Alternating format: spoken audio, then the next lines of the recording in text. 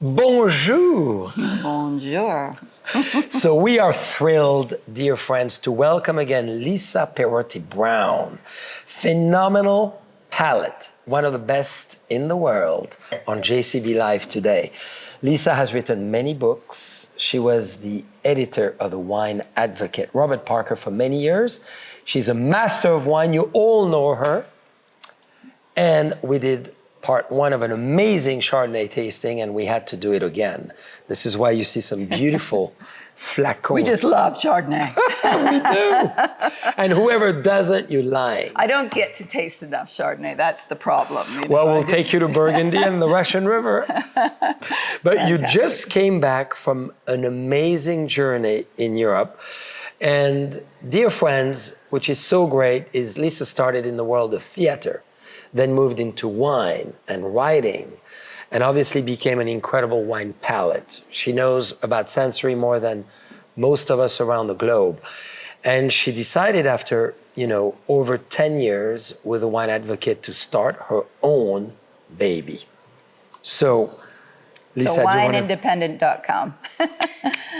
Big deal. It is Yes. a big deal. It is a big So deal. tell us about this. Well, it's been work for my business partner Johan Berglund and I since we launched only about 6 or 7 weeks ago. That's so we haven't amazing. been going that long, but we've already got over 2,000 tasting notes in the database, Wow. and we are relentlessly traveling back and forth to Bordeaux, but also here in California. To make sure that we build up our database Yes. with new releases, but also historic vintages of important wines from Bordeaux. We have the exciting news is we've just taken on an Italian critic, and we've just recently published our first report Yes. on Barolo and Barbaresco, featuring the 2017, 2018, Wow. and 2019 vintages Big that deal. are hitting the market right now. Earlier this year, I brought out, of course, the 2019 Bordeaux and Bottle Yes. report, also the 2021s, the Primeurs this year. And I've just come back from 4 weeks in Europe, mostly in Bordeaux, tasting the 2015, 2016, 2017 vintages, so we can bring up big reports on That's that, amazing. as well as 2018. And right now, today, I was working on a 2005 report. So we've got lots of great content coming on the website. We've already published quite a bit. Like I said, we've already Yes. published over 2,000 notes, but we are driven. And I neglect to say, actually, my partner, Johan Berglund, is an acclaimed photojournalist. That's right. And so it's not just about, numbers and tasting notes and all of that. It's also about visual storytelling, Yes. really capturing the emotions behind the regions that we visit. But also, we're doing a lot of spotlight profiles Yes. on wineries, particularly ones where either change is happening or some new up-and-coming producers with exciting stories to tell, trying to bring something fresh to people and evoking all of that, imagery with great photography. I mean, I am so pleased. Yes. It has nothing to do with me what the website looks like. That's all Johan. His design. Well, that's a perfect partnership. Yeah, it is. It is. But now, Lisa, this is amazing because you've always been an entrepreneur in many ways, from theater to business, to buying wine, to selling wine, to doing all the things you've done in the wine world.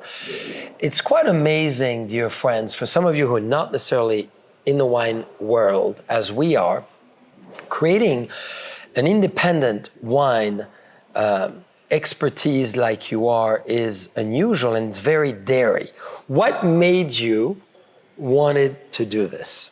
Well, I guess I got to that point in my career. I should say I've been, working in the wine industry Yes.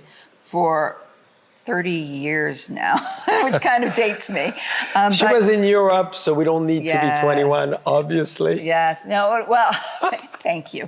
But yes. No. I started out, working in London for Yeah. 13 years in the wine trade. Then I moved to Tokyo, and I was there for 4.5 years. I lived in Singapore for 8 years. While all at that time, I was working for Robert Parker Wine Advocate. Yes. And now I live here in Napa. So in all of that time and working for the Wine Advocate since 2008, Yes. I had in my head, we can do this better. And I think particularly as we get into new generations of wine consumers, young people coming in, but also, the current, generations of wine consumers who are maybe a little bit bored with the way, wine criticism has and been Lisa, shaped. not to further echo what you just said, but we hear it all the time. And many of you, dear friends, just reading traditional wine magazine could be Yep. and could be a little dry. And even for us who love wine and taste wine and make wine and do all that, we can find it a little bit of the same. So you decided to really revisit wine in a very different way. Absolutely, and really focus on the storytelling, the visual storytelling, as well as, just honing in on different angles. Yes. Talking about producers, talking about regions, and trying to make it easier for people to get to the tasting notes of the wines that they could seriously be interested in buying by redoing the whole database and with new search filters. That's right. That's the key. So, dear friends, today there's no real website where you can actually search through the three variables that you are introducing, which are so important because if you're a chef, you love food and wine, or you just like wine as an aperitif, or all of the above, now you have a new way to search through three different parameters. You can search by body. So we have light to medium, medium to full, and full-bodied. And those will be expertly assessed across our reviewer team. We also have alcohol level. Yes. And we have predominant grape variety. So even if it's a blend, and we will also have information to tell you whether it's a blend or it's 100% of that variety. But even if it's a Bordeaux blend or a Rhone blend or a proprietary blend, which a lot of websites currently simply put blended wines as, without you knowing what the predominant grape variety and therefore having a real indication of what the style of the wine is. For us, with every single wine that we review, you will know what the predominant grape variety is. So for example, if it's a Bordeaux blend, you'll know if it's mainly Cabernet Sauvignon, mainly Merlot, mainly Cabernet Franc, or maybe something else like Malbec, for example. So very cool. Nobody does that. So you enter Cabernet Franc, and you could put a percentage level or just Cabernet Franc? Just Cabernet Franc. If you want to look, just search for wines, but you can search for wines that are predominantly Cabernet Franc and a blend, or 100% Cabernet Franc. That's right. That's what you can search for. Very cool. And then maybe if you know you only like the fuller-bodied styles that are 14.5% or above alcohol, you can search for that. Maybe you want the more elegant style of Cabernet Franc, though, something that's perfumed and pretty. You can say from medium-bodied on down, and maybe 14% alcohol and down. So when you taste a wine, maybe like one of the two we've chosen as a Chardonnay as an example. For you who's been writing about wine, you needed to shift a little bit about how you categorize wine, because you need to always make sure those 3 points of entries in the equation are always represented. Yes, it does make it a little bit more complicated to put the wines in, and time-consuming, dare I say, for to put the wines into the database, because you've got more filters that you need to be aware of when you're doing it. For example, for every single tasting note that I do or that any of our reviewers do, we have to say what the body level is. We have to fill in the alcohol level, and that means, doing our background research. Yes. Also knowing what the grape variety is, or the predominant grape variety of the wine. I think it's great, though. But yes, I mean, and on the website itself, I know that there are sometimes terms such as body can be confusing for people, particularly if you're new to wine. That's right. So there's a section of the website that explains body and alcohol and everything like that. So for example, for body is often predominantly made up of the alcohol level. So the higher the alcohol, the more body. It will have. The fuller bodied it will be. The less alcohol it has, less alcohol, and that simply has to do with weight on the palate, the viscosity that the wine has. The other major factor in body is residual sugar. That's right. A sweet wine will be much fuller bodied than a wine that's dry. Yeah. And the other major factor is dry extract. For example, a very tannic wine will have a lot more of what we call dry extract. The tannin levels can lend a sense of body to the wine. I see. So that would make it, even if it's a dry wine, of the same alcohol level as one that has less tannins, that would make it slightly fuller bodied just because the amount of tannins in the wine. So this is something that all of our critics know, but we also want consumers to know how these factors are judged and what they mean, so that they mean something to people when they're searching for the style of wine they like. And I think that that's very important. We all have an idea in our head what we want to drink on any given occasion. And maybe it's because, we want to match it with a particular dish. Very much so, the level of alcohol, the weight of the wine, the predominant grape variety, the level of tannins, all of these things are going to make a wine either more to yours or less to your style, or maybe more suitable to a dish. And so they're very important. And fascinating. When we set up the website, this is one of the things that I really wanted to address. Take the emphasis off looking at the scores, which tell you nothing about what the wine's going to taste like. Yeah, even if it's 100, what does that really mean to me? You might not like it. That's right. It could be the greatest example of the style, possible. It could be a 100-point wine, but you might not like it because you don't like that style. That's right. So people should be searching first for the style of wine that they like. How do they actually really discover what style they like? Because often I say to someone, what's your style? As a person, as a behavior, as a personality, and as a wine drinker. So how do they succeed to define who they really are as wine? I think it's trial and error. As you experiment more and more and more with wine, and these two Chardonnays are a great example of that. As you experiment more and more in wine, you get to say, what taste do you like better? Is something too powerful, too rich for you? Do you want something a little bit more elegant? And I love Chardonnay for that reason, because Chardonnay runs the whole gamut from very refreshing, elegant, light-bodied styles, a la Chablis, to very big, rich, bold, seductive styles, a little bit like this Charlemagne. He was a bold, rich king. Yes. So that must be the reason. Absolutely. Well, why don't you give us, maybe we start with the wine you wish, give us a Lisa Perrotti-Brown description of the wines, and then how would you categorize it in the wine independent? Because it would give all of us a great idea. One, to talk a little bit about Chardonnay, which is, sometimes very underrated, because people say, I don't like Chardonnay, and they actually love Chardonnay without knowing it. And underrated because another Chardonnay and they still love it even more as the last time. So maybe you give us a thought of maybe. Well, I think Chardonnay is a great, as I said, a great example, because I always say to people, if you don't like Chardonnay, you probably don't like white wine. It runs the whole gamut of different guises and things like that.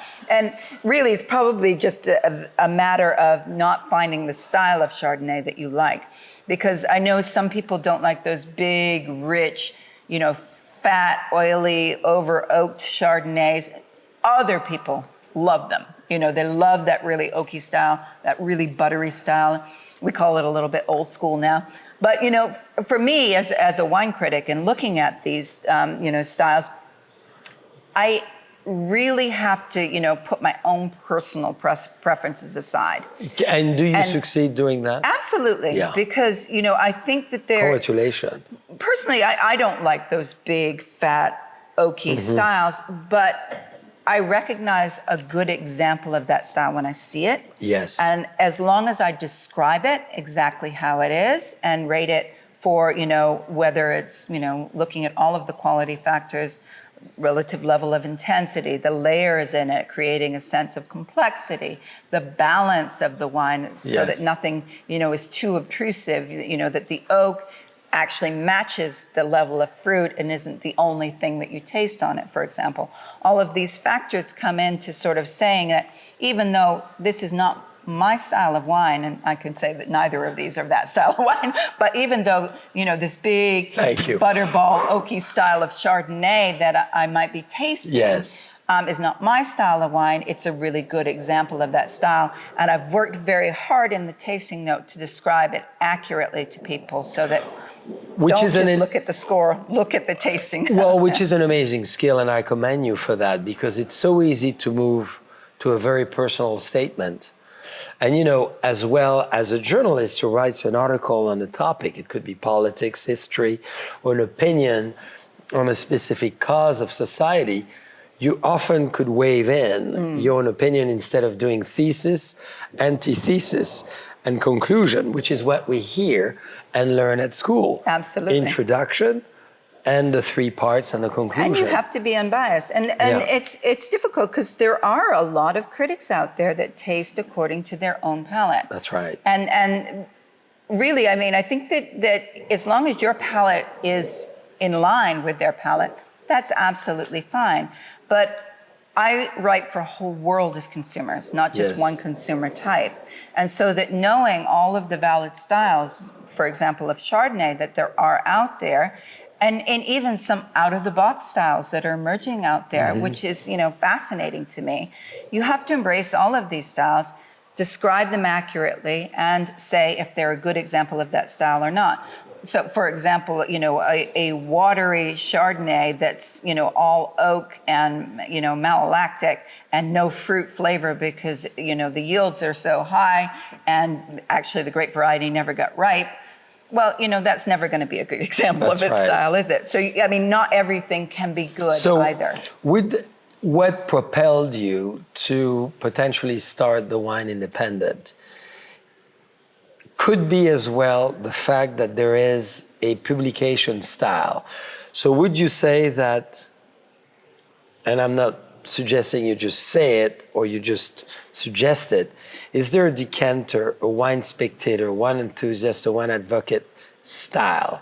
And as you came in to one of those phenomenal, and I'm giving you plenty of time to formulate the answer, do you have to taste like the style of the house? No, one of the great things about Robert Parker was that he was always embracing your style and your style of writing. And as critics, he would, give us free rein to write as we saw, fit and judge the wines as we saw fit. So that was the wonderful thing about him. Maybe with myself, although I am absolutely, and I have always been exactly of that, I love every critic having their own voice, their own style, for example, of describing wines. I don't think that we, want to make it seem like, all of the tasting notes come out, from a cookie cutter template or something like that. That's important, too, exactly. Exactly. I think that there is a skill to writing a tasting note that actually evokes a certain amount of passion, particularly if it's a great wine and you feel excited about it. That's right. You want to bring about the personality of the wine, because great wines, they have a personality as well. And you want to sort of evoke that in a tasting note to really sort of, apart from all of the, solid descriptors, like I just mentioned, body, that actually have meaning in them, to have a little bit of fun with it so it's not so boring and dry to read. And like I said, especially when you're moving up the ranks and you've got a really great wine in front of you and you want to sort of express that to somebody so that they understand, is it a really pretty, elegant, gorgeous wine, or is it, a real powerhouse behemoth, beautiful monster of a wine. That's right. So to evoking that personality, I think, is part of the skill of writing a tasting note. And I embrace that all critics have their own voice and way of writing it. Still, there are things that we all need to be on the same page about, and that has to do with writing, according to the 100-point system, so that we're all on the same page of what a 90-point wine is, what a 95-point wine is, what a 100-point wine is. in the context of the world. And how do you get on the same page on that?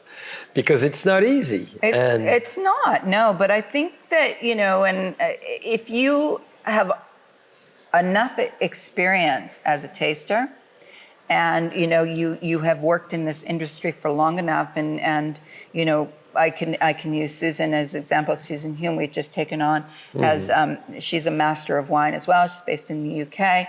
I know her level of experience. Yes. I know her well as a taster. We both went through that same, you know, master of wine program. We're both, you know, professionally trained in that sort of way. And I know that we're on the same page. And, you know, we worked together actually looking at each other's tasting notes for a while before actually she came on board, and mostly looking at things like scores and our way of describing body, as I just mentioned, so that when we're using terms like that, universal terms like that, or numbers, that we are on the same page and that we have a certain level of consistency. It's a unique language. I think that that is important for a publication. There needs to be some oversight, at least in that respect, while the words themselves and the way that you express the tasting note can have, you know, some individual freedom, some creativity, that voice that each critic should have. I love it. So talking about voice, do you want to describe? Yes. Which one do you want to start? So dear friends, we went Franco-American. As our previous moment together, the same table, Lisa gave us an incredible seminar from her book, which is incredible. And many of you got it, so you know what I'm talking about. And we still have more available in all our tasting lounges. Lisa's book, which is extraordinary. I've read it several times as far as how it opens your mind as how many things you could do with wine, including tasting it. So how would you describe those wines? Well, you know, it's through. fun. We've got here a Charlemagne, a Grand Cru from, of course, Burgundy, from the 2017 vintage, which is a great, great vintage. And we've got a 2018 JCB number 33 Chardonnay from Russian River Valley in Sonoma County. You know, earlier when we first tasted these wines, I was saying to you that, wow, the lines are getting blurred more and more and more every year between what's happening in Sonoma and what's happening in Burgundy. And anyone who hasn't tried some of the wines from Sonoma County, and particularly Sonoma Coast, but also, you know, Russian River, particularly in a cooler vintage like 2018. Yes. They can really fool you. And so when I was first tasting these wines, I was looking at the Charlemagne, and of course, a very bold, rich style of wine anyway, an intense, powerful vintage like 2017. It's actually, you know, surprisingly, a bigger and more forthright wine even than the 2018 Chardonnay from Russian River, which is a little bit counterintuitive because you expect, you know, that to be the bigger wine. But of course, 2018 was a more elegant, cooler vintage here in Northern California, and produced some really stunning, elegant perfumed Chardonnays like you have here. So this is what I love about it. The Charlemagne, still a little bit young right now, let's face it. You can still pick out. I'm so glad when Lisa talks about me this way, you know. I got a new hairstyle, so she says I still look young. Still a little bit young, both of you. Thank you.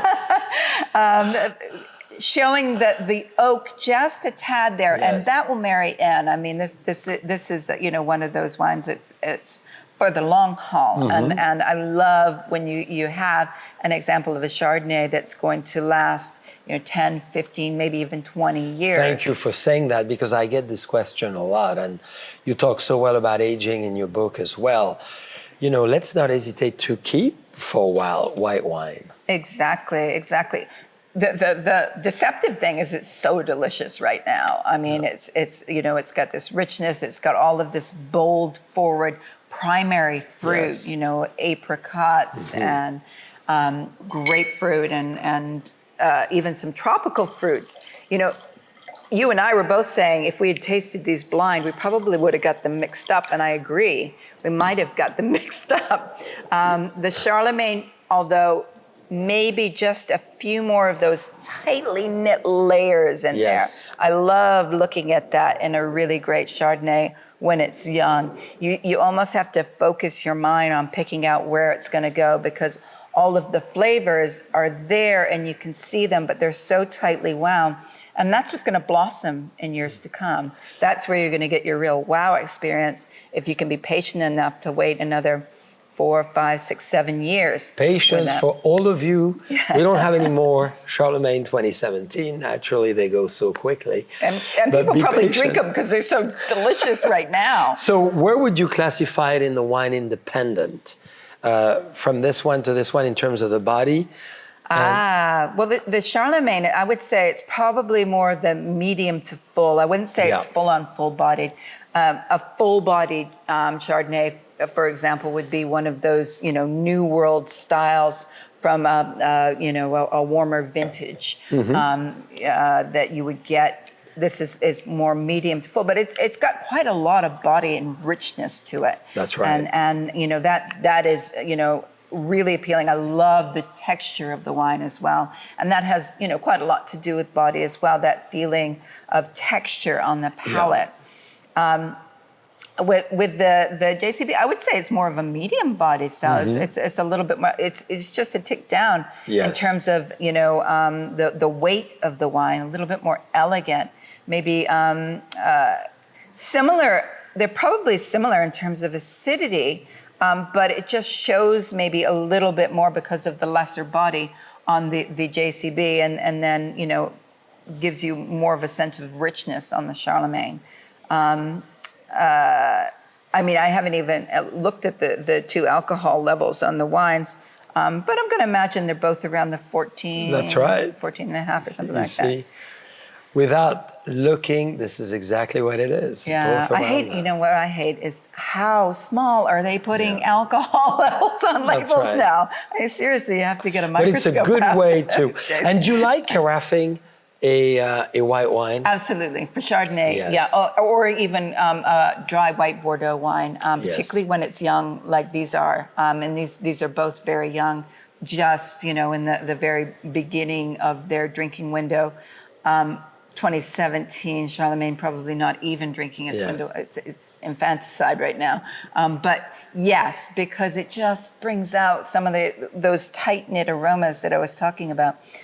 Helps to express them a little bit more when you get some air going in there. I'm a big fan, and this is why we designed this passion collection with Baccarat, this amazing decanter, because we love, irrelevant of the color, decanting, giving air to the wine, as you so well said. Chardonnay, many other whites, and of course Pinot Noir and Cabernet. I think it benefits a lot of that moment in that crystal container. Yeah. Letting air in. So important for younger ones when they really just need a little bit of, a little bit of lift. And tell us about why we should really, and you say that so well in your book, drink more Chardonnay. And never be afraid of, another Chardonnay. This is the Queen and King's whites. Well, I don't know if we want to encourage people to drink more Chardonnay because there's not enough on the planet as far as I'm concerned. It is for me. It's well, I didn't say this. David Ramey did. It's the red wine of white grapes, because it. When you think of red wines, they have this extra element of texture to them. They have tannins, and for me, that's that dimension that red wines will always have over a lot of white wines. But when you've got a grape like Chardonnay that automatically produces so much texture, and a lot of white grapes don't, it really does give it that extra dimension. So for me, I could. There are days where I could easily sit down and drink nothing but Chardonnay. Usually, I want to go on and have a red wine. So how many Chardonnay Chardonnay can you drink in a row? Scoop. I don't know. There's so many kinds. It's never been attempted. I love on your website as well, the daring idea, no one has done it. So I think for all of you, dear friends, who are in the wine world and not necessarily at all, and I know many of you just drink wine and collect wine, and have it for fun and pleasure and enjoyment and you know, what wine evokes to you, is the entry of varietal. So can you go into this a little bit, because you're the only one who really gives the composition and who allows us to get into a Bordeaux through Cabernet Franc or through Malbec or through... Why did you choose to do that? Because a lot of us often say, well, do you like the wine? Does it matter what is in it? Well, and that can well be true, but when you're searching a huge database, Yes, looking for a style of wine that you know you want to buy, you know, and that's what we are first and foremost as a buyer's guide, then you need to understand what the style is in this bottle without even tasting it. That's right. And that's what I'm there for, is to describe it for well you said. as best I can without you even tasting it. And so the grape variety is the major number one factor determining the style of the wine. So, for example, if you've got Cabernet Sauvignon gives big tannins, big grainy tannins. It gives cassis. It gives, you know, all of these different factors, maybe slightly higher acidity than some other red grapes, than Merlot, certainly. A Merlot, by contrast, is richer, more seductive, rounded tannins. I always say that Cabernet Sauvignon has grainy, almost sand-like tannins. That's right. And Merlot has these rounded, sort of soft, pebbly type tannins. And you know which you prefer on any given occasion. Do you want that sort of plummy spiciness of the Merlot, or that, you know, pure cassis and blackberry character of the Cabernet? Of the Cabernet, yeah. A little bit higher acidity that Cabernet gives, a little bit higher tannins that it gives, more structure to the wine. Merlot, richness, seductive, can tend towards higher alcohols. And again, on the site, you can search for body or alcohol level as well if you want maybe a Merlot that has lower alcohol. So grape variety is absolutely integral to understanding the style of the wine that you're buying. And for me, if you don't understand what the predominant grape variety is in the bottle, then you're probably not going to get a really good grip on the style. And that's why it's so important to be able to search by that. That's right. I love it. Important question that we ask a lot.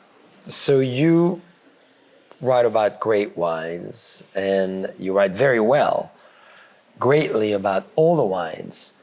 Are men and women, you work with Robert Parker, you work with many other, I get this question all the time, do, you know, men from Mars and women from Venus, do women taste very differently than men?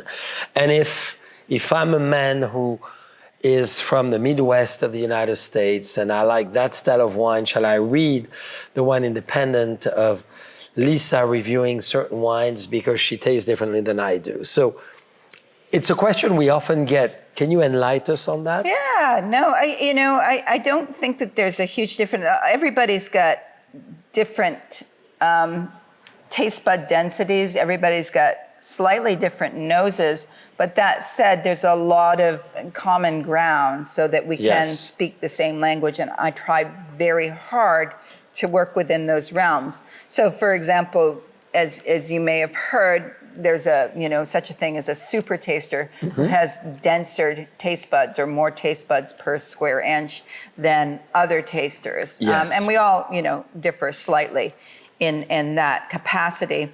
What it really means is that for certain things like, you know, bitterness and I find acidity, you might taste these a little bit more intensely than the majority of the population. I think it's really about understanding where you sit and where the majority sits and compensating for that. That's right. I can be a little bit more sensitive to things like underripe tannins, for example, and bitterness. I'm with you. Often don't. If it's only slightly bitter or, you know, slightly underripe, I won't even mention it because I think a lot of people wouldn't pick that up, and it's not worth, you know, it's not a major detraction on the wine. So I try to think of the majority of the population.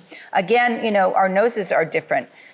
it's important for a wine critic to be able to pick up things like TCA, cork taint, and Brettanomyces and other, taints and things like that, to be able to understand if the wine possesses, these things, but also to be able to pick out major compounds like, I don't know, one of the major compounds in Syrah is a compound called rotundone, which is the same compound that's found in black pepper. Yeah. Now, some people can't smell that compound. I've actually met, several professionals in the industry who cannot smell it at all. And I'm very sensitive to that one. I am too, yes.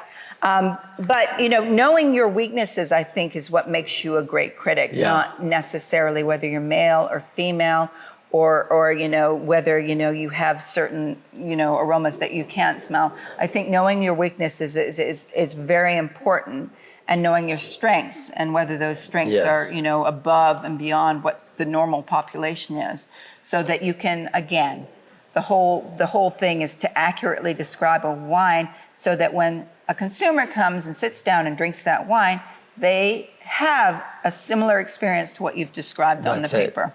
That's right. And that's what I'm working towards. Well, as you're working towards this, and you've done it for so many decades so well, what are your ambitions with the Wine Independent? Because this is a big deal. Woman entrepreneur, fantastic. Well, I do have a male business partner. Yeah, but it's so exciting to see in the leadership of, I was very fortunate. I had two very powerful grandmothers. I have an amazing mother, an incredible sister, a great wife, lovely daughters. I'm surrounded with phenomenal lady winemakers in our team. Over 18 winemakers in the Boisset collection are women. Oh, wow. I did not realize that. I love women amazing. winemakers. At Domaine de la Vougerie, 3 ladies make the wine. It's a triptych. Wow. Partnership of 3 ladies. And I'm very thrilled of that, because they adding an incredible dimension beyond any expectations. Not that we have expectation one way or the other, but they transcend what we could do and what we could think. So your expectation of the Wine Independent, where do you want it to go? How do you want it to be known? Well, I want to, if it's doing what I really wanted to do, is bringing new people in who wouldn't necessarily be interested in wine publications. So it's addressing all of the needs of the core readership of wine criticism publication, who are looking for real sound advice on what to buy. Yes. But also, I hope that it appeals to people who just want to hear more stories behind the labels of wine, want to see some of the images, allow us to travel, with you, and take you to these regions, and to see, some of the people and the places behind the wines, and to be, a consistent, expert, focused voice that's entertaining as well, because, at the end of the day, wine is entertaining. And you started in theater, so we know you can. Now, it's very daring to do what you've done. Any anxiety, many of our friends watching today are women entrepreneurs like you, and, as we've had on the JCB Live, many entrepreneurs who decided, okay, I'm gonna go and do it. You were leading one of the most prominent wine publication on the planet. For many of you who don't always read about wine, this was the absolute top. You decided to do what you're doing. What are you going through mentally that is difficult, you're willing to share, and that is somehow things you want to overcome? Well, it's funny. The day after I handed in my notice at Robert Parker Wine Advocate, I had one of those wake up at 3 a.m. moments. We all do. What have I done? That's right. We all do. I have many of those. Once we really got started in the project, and we were visiting the regions, and I saw the pages coming together. We started publishing the articles, and the subscribers started coming. Yes. I just relaxed. I felt like, Yeah. yes, this was absolutely the right thing to do. You know, I love how the whole publication is shaping up, you know, how engaging it is. This is absolutely what I wanted to create. And, you know, again, I can't give my business partner, Johan Berglund, enough credit for visually capturing what I could never do. Well, you do with the so words, talented. and he does with the image. Absolutely, absolutely. And you know, that people are actually coming and subscribing, and that we're getting some wonderful feedback from people as well. And we're going to give all of you an amazing opportunity to subscribe today so you can be part of this new movement, the Wine Independent. Now, a big question. Your husband, phenomenal bond trader, finance, you know, really type A personality into the world of business. Your two fabulous daughters. We both share the lovely life with daughters. What did your family thought of that decision, and how did you express it to them when you said, okay, I'm starting my own business now? Yeah, I think you know there was a little nervousness, Yeah. understandably, Yeah. but they've been so supportive as well, you know, and I think that they've loved following the journey. It's been a little bit difficult because I've had to travel a lot for these last few weeks, as I mentioned, to build up the content of course. of the website, but. You know, we're in a really good place now. We've got, you know, all of these wonderful tasting notes and reports in the pipeline, covering major vintages from Bordeaux, and I'm about to turn my attention back to California now. Great. And we need you back. Yes, I know. Everybody in California keeps saying, when are you coming to visit me? Well, we're excited. We have her, and we have, you know, a lot of great wines to taste. Another question on family, because it's, you know, we lived, obviously, all of us, over 25 months of, you know, needless to say, challenging times. We're in the middle of wars. We're in the middle of such difficult economic times. You know, you have a great relationship with your family. How do you succeed, Lisa, you've gone 4 weeks tasting Bordeaux, then you go to other regions of France, then you spend time here, then you go to Italy, you travel in a significant way. How do you keep that balance within your family? What advice do you give all of us? It's the most challenging thing to do. Well, I think it has to be the first consideration. You know, your family has to be always your first consideration. And I try to never be away for too long. So, for example, even though I say I was away for 4 weeks, I wasn't away from the family for 4 weeks because they joined me in Sweden, and we had a little family holiday in between. Great. We went all the way up to the Arctic Circle in Norway, and we had what I call the family expedition, the annual family expedition. Great. So you do a little trip together to... Yes. So to break up those times away when I have to travel. And, you know, it's the unfortunate thing, you know, my husband loves to travel. And in his job, he never gets to travel. Me, I really don't like traveling very much. And I need to travel because it's the only way that you can taste the wines and get the stories behind the stories and really understand what's happening in a vintage in a region. So, you know, it's the life's cruel irony. Yes. But that said, you know, it is important to be able to do this right, and to get the information that is above and beyond. True, but what advice concretely you wish to give to me, to Gina as an example, my lovely wife, to all of us as, you know, following each other's career and at the same time keeping a family balance?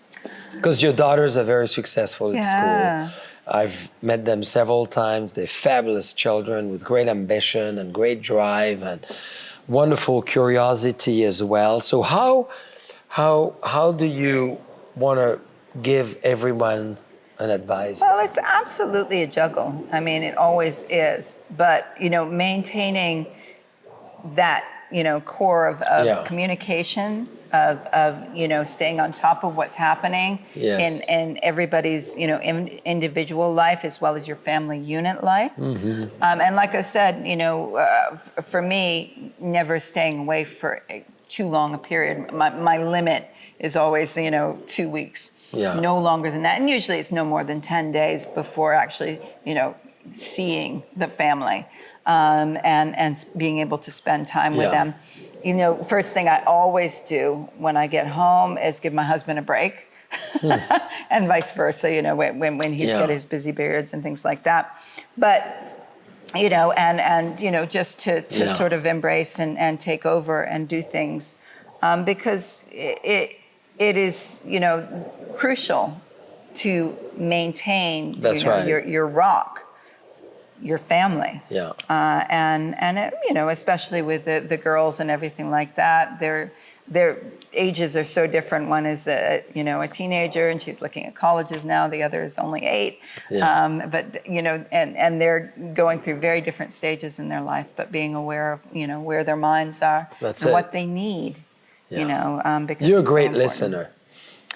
Yeah, you know what? I'm a better listener than a speaker, because that's my passion, is listening to people. I love hearing people's stories, and I love listening to what whether it's my family, my daughters, my husband, people have to say, but also it extends into wine as well.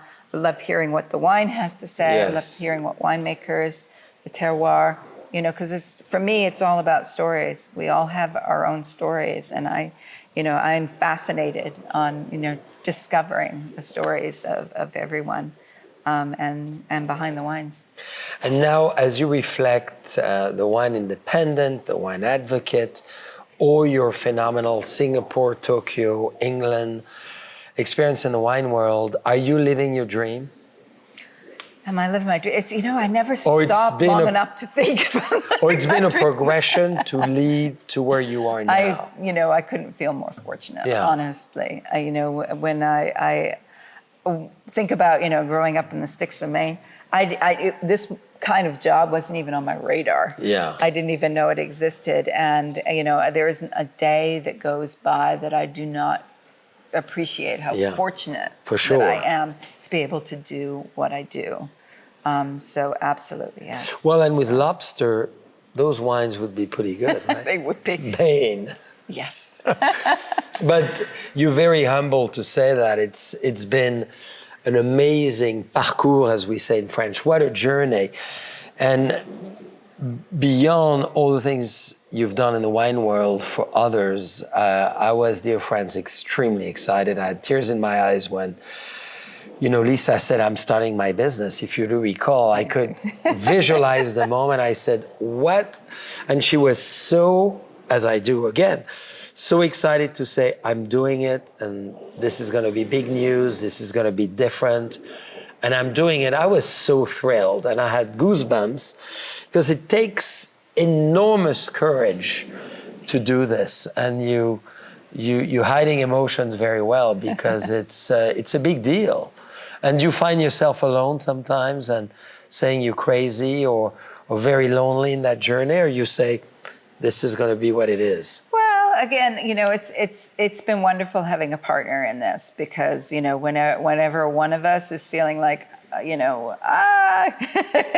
we can call up the other one, and it's true, and that's nice. I have to say, but I think whenever you go out on your own, there's that period where you feel like you are the voice crying in the wind, and you wonder if anybody's going to hear you. And fortunately, there are enough wine lovers out there that have been interested in coming to the site and in subscribing. So and I'm grateful to them. And so all of you need to subscribe. We are subscribing, dear friends, to the Wine Independent. So to all of you entrepreneurs, and I think not just ladies, but men equally. It's not a gender specific, as you explained us so well on wine tasting.